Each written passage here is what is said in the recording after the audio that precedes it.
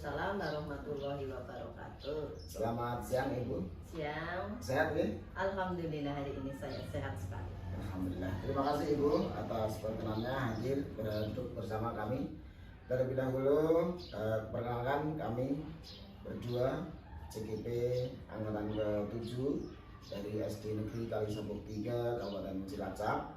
Dalam hal ini akan mewawancarai kepala sekolah SD Negeri Kalisabuk 3.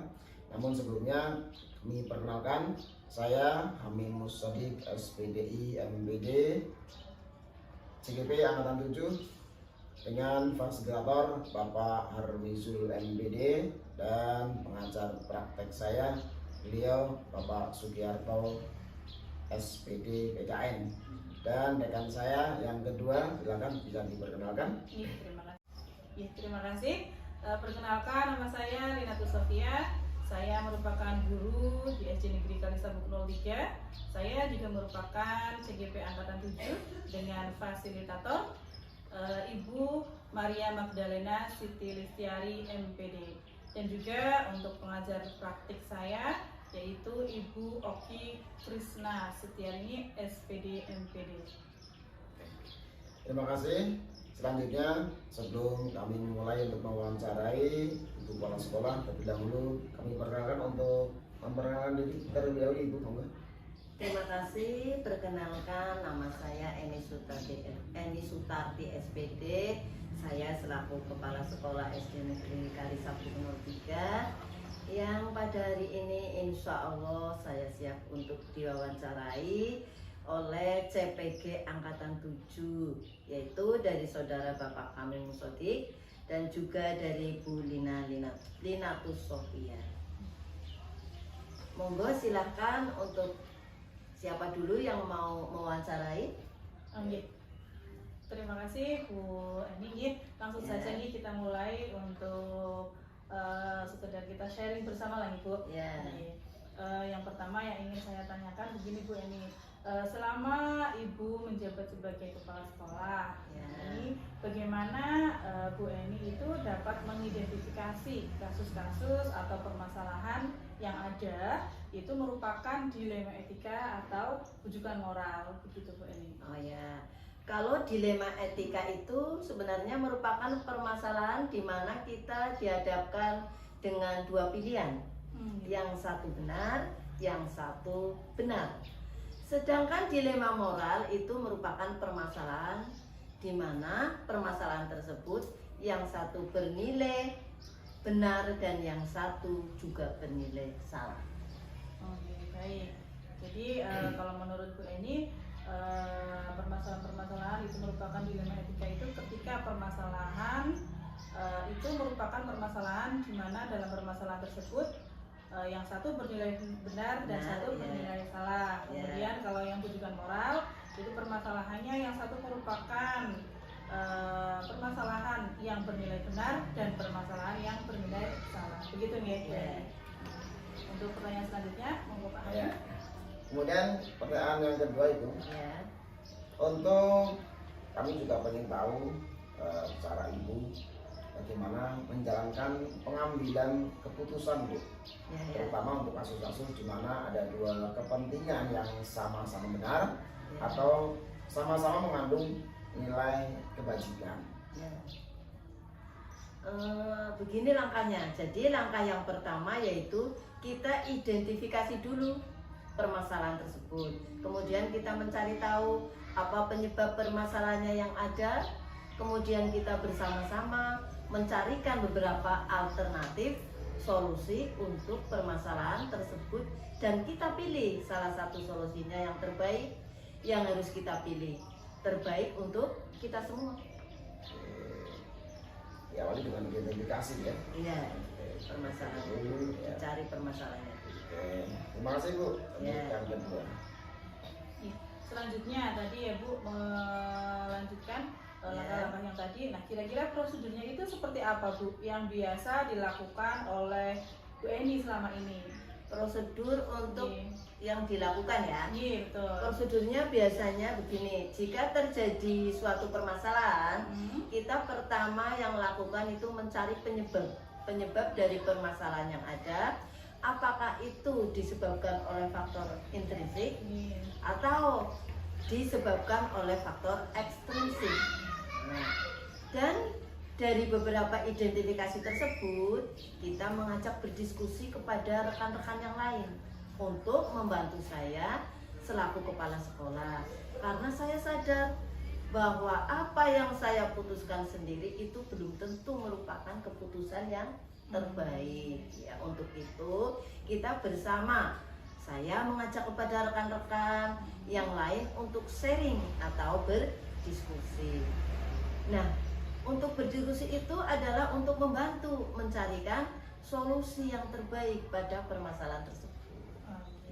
Jadi yang pertama tadi Bu Eni biasanya mencari tahu dulu nih penyebabnya. Itu intrinsik atau dari faktor ekstrinsik. Setelah itu kita mencari solusi bersama-sama bersama rekan guru yang lain, nih, supaya dapat menemukan solusi terbaik.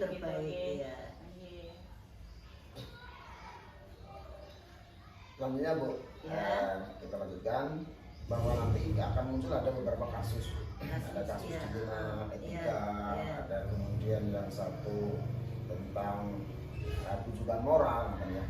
Nah, pada kasus-kasus yang dilema etika Bu, ada mungkin hal-hal yang panjenengan anggap paling efektif Bu dalam pengambilan keputusan. Yang dianggap paling efektif di sini Kalau yang paling dianggap efektif yaitu dengan mengajak diskusi orang yang memiliki permasalahan. Contohnya siswa dengan siswa, guru dengan sesama guru, atau yang lainnya. Setelah kita mengetahui permasalahannya, kemudian kita tanyakan apa yang menjadi faktor penyebabnya, sehingga muncul apa? Muncul permasalahan tersebut. Setelah kita mengetahui faktor penyebab terjadinya permasalahan tersebut, kemudian kita mencarikan alternatifnya, solusi dari permasalahan tersebut yang harus saling menguntungkan antara keduanya, kedua belah pihak, supaya tidak ada yang merasa dirugikan. Begitu. Oke, yang jelas hal paling efektif diskusi lah ya. Diskusi. Tanpa diskusi ya memang tidak ada penyelesaian apapun. Oke, terima kasih. Nah, selanjutnya Bu, tadi kan Bu Eni dalam mencarikan solusi itu berdiskusi bersama rekan guru yang lain ya. Nah, selama Bu Eni menjabat sebagai kepala sekolah dalam menyelesaikan permasalahan, pasti Bu Eni itu menemukan tantangan nih. Kira-kira hal-hal apa saja yang selama ini merupakan tantangan dalam pengambilan keputusan pada permasalahan yang ada? Tantangan ya Mbak? Tantangannya apa? Yang tantangan jelas ada. Tantangan saya dalam mengambil keputusan adalah bagaimana cara mencarikan solusi tadi, solusi yang terbaik dalam menghadapi permasalahan yang ada, supaya mendapatkan alternatif solusi yang terbaik bagi semua pihak. Yang tentunya dalam hal ini saya selaku kepala sekolah sangat memerlukan dukungan yang penuh dari semua warga sekolah. Jadi tantangannya itu bagaimana cara penyelesaiannya, mencarikan solusi dalam permasalahan tersebut. Terima kasih. Ya, kita lanjutkan pertanyaan berikutnya Bu. Apakah Anda atau panjenengan selaku kepala sekolah itu memiliki sebuah jadwal ataupun tata kelola jadwal tertentu dalam sebuah penyelesaian kasus, dan dalam hal ini kasus dilema etika? Apakah panjenengan langsung menyelesaikan di tempat atau ada sebuah jadwal khusus tertentu? Untuk penyelesaian masalah tersebut saya tidak memiliki jadwal tertentu, jadi tidak memiliki waktu khusus. Saya selaku kepala sekolah menyelesaikan permasalahan itu secara langsung. Maksudnya apa? Supaya tidak berkepanjangan dan minimalisir timbulnya permasalahan baru. Jika nanti ada muncul permasalahan baru, sementara permasalahan yang awal belum terselesaikan, maka otomatis akan numpuk ya. Numpuk, jadinya langsung kita selesaikan. Terima kasih. Nah, selanjutnya Ibu, kira-kira adakah seseorang atau faktor-faktor yang selama ini mempermudah atau membantu Bu Eni dalam mengambil keputusan dalam kasus-kasus dilema etika. Kira-kira ada siapa yang membantu? Yang membantu ya. Tentunya dalam setiap permasalahan yang ada, saya sebagai kepala sekolah selalu melibatkan dan bermusyawarah dengan warga sekolah atau sekolah lain atau rekan guru, supaya apa? Supaya cepat bisa menemukan alternatif solusi terbaik dari permasalahan itu. Jadi pasti ada yang membantu. Pasti ada ya, karena kita bermusyawarah. Dengan cara bermusyawarah dengan rekan guru yang lain, gitu ya. Oke, baik. Berikutnya, mungkin ini pertanyaan yang terakhir, Bu. Pertanyaan terakhir ya? Iya. Oh ya, alhamdulillah. Nah, dari semua tadi yang panjenengan sampaikan terkait dengan pengambilan keputusan terkait dengan dilema etika, mungkin ada hal yang bisa diambil pelajaran, Bu. Hal yang mengambil keputusan dilema itu ya. Ya, saya sebagai pemimpin di sekolah, dalam pengambilan keputusan apapun harus berdasarkan kesepakatan bersama dan dihasilkan dari musyawarah, serta membiasakan diri untuk bertanggung jawab atas setiap keputusan yang telah ditentukan bersama. Karena bekerja dengan tim itu akan lebih ringan dalam menyelesaikan permasalahan daripada bekerja sendiri-sendiri. Selain itu, komunikasi yang baik pada setiap elemen warga sekolah juga sangat berpengaruh terhadap penyelesaian permasalahan yang ada. Seperti itu. Oke. Demikian mungkin itu yang kami bisa tanyakan kepada Ibu selaku kepala sekolah di SD Kalisem 3. Kami berdua selaku CGP Angkatan 7, Ibu Sodik beserta Ibu Linatus Sofia mengaturkan terima kasih atas kesempatan dan waktunya, Ibu. Ya, sama-sama. Mohon maaf mungkin telah mengganggu. Sama-sama, semoga bermanfaat dengan jawaban saya. Ya, sama-sama. Ini bermanfaat untuk kami berdua. Demikian wawancara kami kepada para sekolah SD Negeri Kalisem 3. Semoga bermanfaat. Terima kasih. Assalamualaikum warahmatullahi wabarakatuh. Waalaikumsalam warahmatullahi wabarakatuh.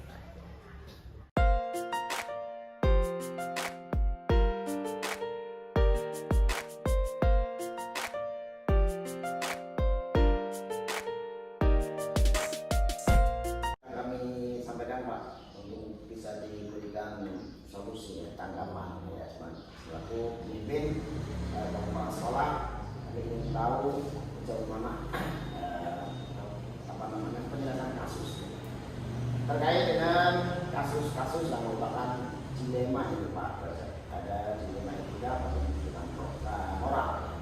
Nah, sepanjang panjenengan sebagai kepala sekolah ini, bagaimana panjenengan bisa mengidentifikasi kasus-kasus yang merupakan dilema etika ataupun tujuan moral, Pak? Kalau menurut saya dilema itu adalah merupakan permasalahan yang agak sedikit kompleks, di mana kita dihadapkan dengan dua pilihan, di mana anak yang satu merasa benar dan yang satu juga merasa benar. Padahal di antara dua pilihan tersebut adalah yang satu benar dan yang satu salah. Nah, disitulah kita benar-benar mempunyai salah satu penilaian permasalahan yang kompleks. Kiranya seperti itu. Ya. Terima kasih Pak Cecep terkait dengan dilema etika maupun tujuan moral. Ya. Selanjutnya ya Bapak, selama Bapak itu sebagai kepala sekolah, nah kira-kira bagaimana nih untuk Pak Cecep menjalankan pengambilan keputusan di sekolah, Pak Cecep? Nah, terutama untuk kasus-kasus atau permasalahan di mana ada dua kepentingan yang sama-sama benar atau sama-sama mengandung nilai kebajikan, gitu Pak. Kira-kira bagaimana cara pengambilan keputusannya, gitu Pak? Pengambilan keputusan. Jadi langkah yang pertama yaitu kita identifikasi terlebih dahulu permasalahan tersebut, kita cari tahu apa penyebabnya permasalahan yang ada. Kemudian kita bersama-sama nanti mencarikan beberapa alternatif solusi untuk permasalahan tersebut dan kita pilih salah satu solusi yang terbaik yang harus kita pilih terbaik untuk kita dan juga untuk semuanya. Gitu. Jadi kita mencari tahu dulu penyebabnya.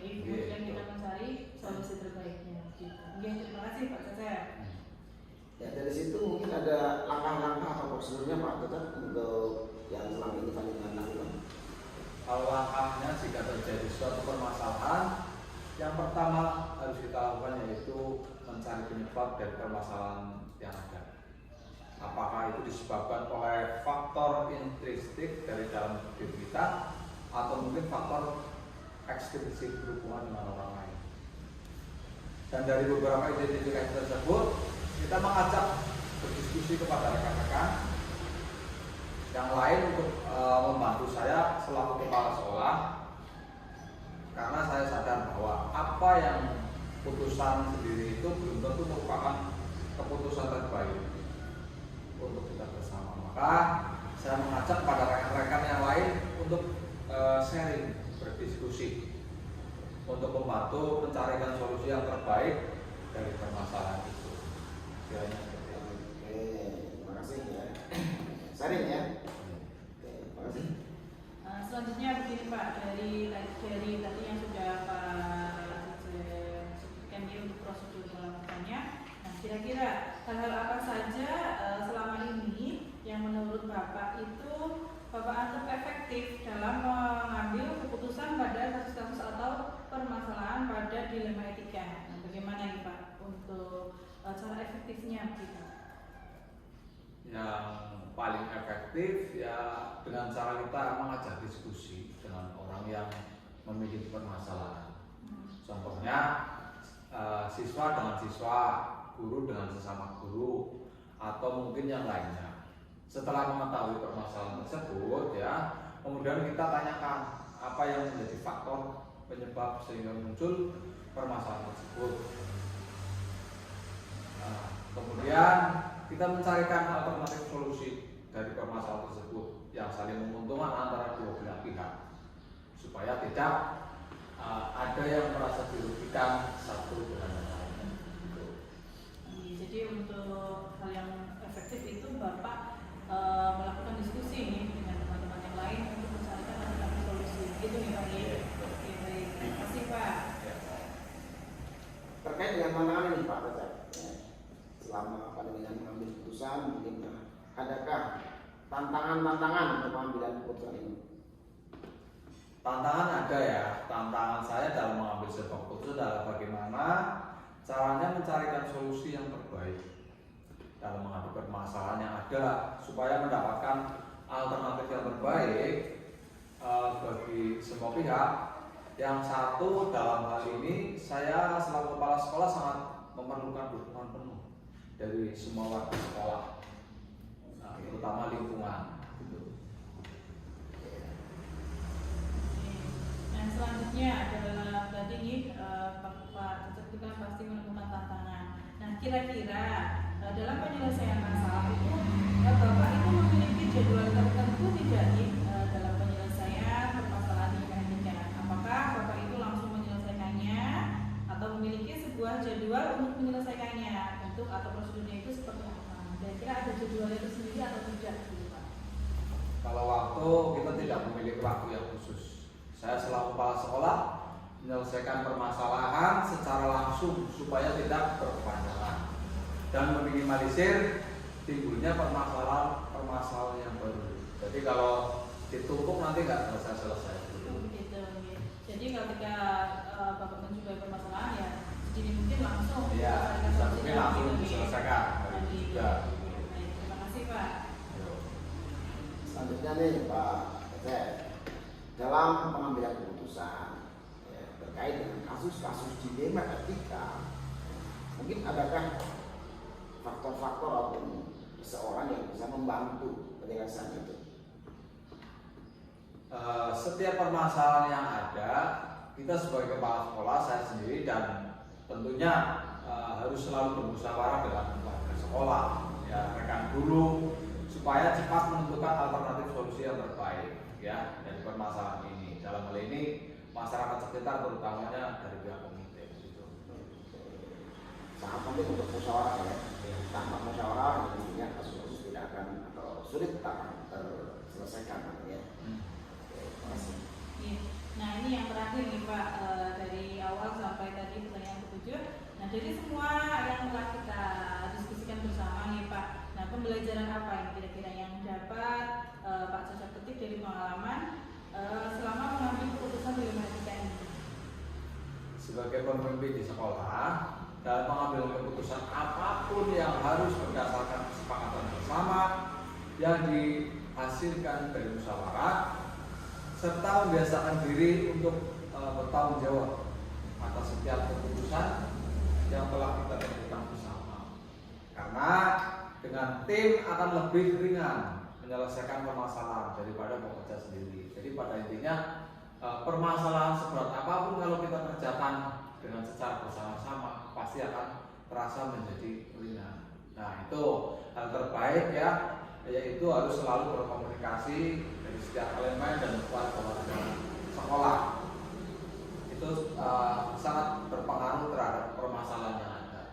Itu kiranya seperti itu. Baik, jadi dalam mengambil keputusan itu intinya kita bermusyawarah dengan banyak pihak nih dari setiap elemen yang ada di sekolah. Gitu, ya. Baik, terima kasih sekali Pak Cecep atas waktunya. Mohon maaf sekali saya bersama rekan saya Pak Amin sudah mengganggu waktunya nih Pak. Mudah-mudahan ini bermanfaat untuk kami dan dapat kami terapkan ketika kami menjumpai permasalahan-permasalahan yang ada di kelas kami. Begitu ya Pak Cecep. Terima kasih. Monggo untuk bisa dilanjutkan, semoga berhasil. Terima kasih, mohon maaf telah mengganggu. Sama-sama. Terima kasih sekali nih Pak. Ya, sama-sama.